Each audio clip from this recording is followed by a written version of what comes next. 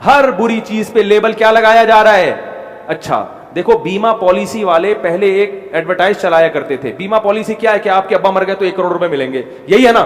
یہ کتنی گندی سوچ ہے کہ آپ 1 کروڑ روپے ابا کے مرنے سے مشروط کر رہے ہو, تو اس میں تو آپ کا دل کرے گا نا کہ مر جائیں.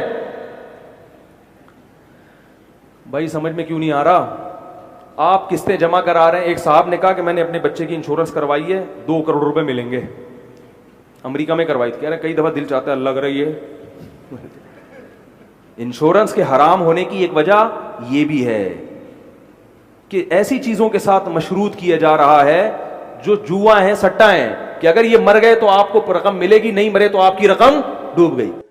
ہمارے ہاں جو اس وقت انشورنس کا نظام ہے وہ لازماً گتھا ہوا ہے سود کے ساتھ. لہذا اس شکل میں جو اس وقت انشورنس ہو رہی ہے وہ تو حرام ہے, اس کے حرام ہونے میں کوئی شک نہیں ہے. البتہ یہاں پر پیور انشورنس کی بات اگر کی جائے جس کے اندر کہ کوئی سودی معاملہ نہ ہو, چونکہ وہ پھر انویسٹ کرتے ہیں اور اس کا بھی پھر وہ جو ہے وہ نفع دیتے ہیں, وہ سب کچھ ہے, وہ سارا معاملہ ہے.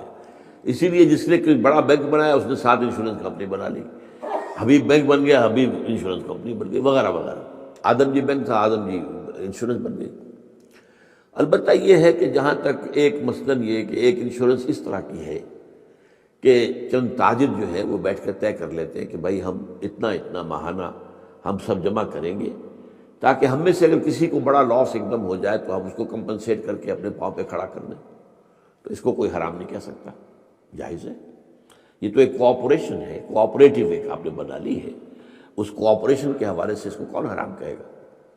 کہ لائف انشورنس کا معاملہ جو ہے اس میں آ جاتا ہے ایک چانس اس نوعیت کا کہ آپ نے انشورنس کرائی ہے, 10 لاکھ کی انشورنس لی ہے, آپ نے ابھی 2-3 پریمیمز ان کے دیے ہیں کہ آپ کا حادثہ کے اندر انتقال ہو گیا, اب اتنے پیسے آپ کو مل جائیں گے. یہ آپ نے how did you earn it? تو شریعت کے جو بھی جائز ذرائع ہیں ارننگ کے ان میں کسی میں یہ فال نہیں کرتا.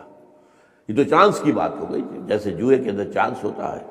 آپ کا داؤ لگ گیا تو آپ کو جو ہے وہ 12 ہو گئے, اور نہیں تو ظاہر بات ہے کہ آپ کی اپنی رقم بھی گئی. اسی طریقے سے یہ ہے کہ اگر وہ آپ نے جتنا بھی رقم جو ہے دی ہے وہ ہو سکتا ہے کہ وہ آپ بالکل ٹھیک ٹھاک اس وقت تک رہیں.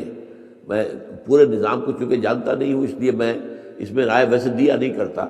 اس میں میرے بیٹے سے آپ ذرا بات کر لیجیے کہ کسی وقت آ کر جنہوں نے PhD کے کورسز مکمل کیے ہوئے ہیں اسلامک اکنامکس میں, عاطف وحید, تو وہ ہمارے وہاں قرآن اکیڈمی میں بیٹھتے ہیں, تو کبھی دن میں آ کے بات کر لیجیے. لیکن یہ چند باتیں وہ تھیں جو میں نے آپ کے ساتھ جو میرے سامنے واضح تھی وہ میں نے واضح کر دی. میں نے تو بار بار یہ چیز ڈسکس کی ہے کہ ہمیں اختلاف ہے انشورنس کمپنیوں کا جو کاروبار کا طریقہ ہے وہ سودی ہے. اگر ان کا کاروبار کا طریقہ سودی نہ ہو اور وہ انشورنس کریں تو انشورنس سے بڑی نیکی کوئی نہیں. ہمارے آفس کے اندر جو ہے وہ ہزاروں کی تعداد میں ڈرائیورز ہیں, کسی نہ کسی سے ایکسیڈنٹ ہو ہی جاتا ہے. تو ڈرائیورز نے آپس میں مل کے ایک چھوٹا سا تکافل بنایا ہوا ہے کہ وہ ہر مہینے 50 روپے اس فنڈ میں دیتے ہیں, اور ہمارے آفس کی پالیسی ہے کہ اگر ایکسیڈنٹ ہو گیا نا ٹھیک ہے تو ڈرائیور نے اپنی بھی گاڑی ٹھیک کروانی ہے, دوسرے کی بھی, چاہے غلطی کسی کی بھی ہے. اور یہ صحیح ہے کیونکہ میں نے دیکھا سرکاری ڈرائیور عموماً بدماش ہوتے ہیں, بڑی بسوں میں بیٹھے ان کو پرواہ نہیں ہوتی اسی سرکاری کا عموماً, بالکل ایسے. باقی بیچارے سہم کے چل رہے ہوتے ہیں. جب ان کے اوپر یہ تلوار لٹکے گی نا کہ ہم نے ٹھیک کروانا ہے تو کافی حد تک سہمیں گے.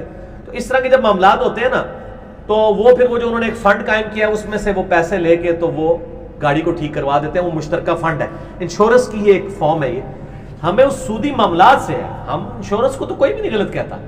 انشورنس کو غلط اس لیے ڈائریکٹلی وہ کہہ رہے ہوتے ہیں کہ وہ چونکہ سودی کام کے اوپر آپ سے پیسہ لے کے سودی کاموں میں لگاتے ہیں, یا حکومت پہ سود کو سودی قرضہ دیتے ہیں, اس سے سود لیتے ہیں, اسی میں سے آپ کو ڈیویڈنڈ دے رہے ہوتے ہیں.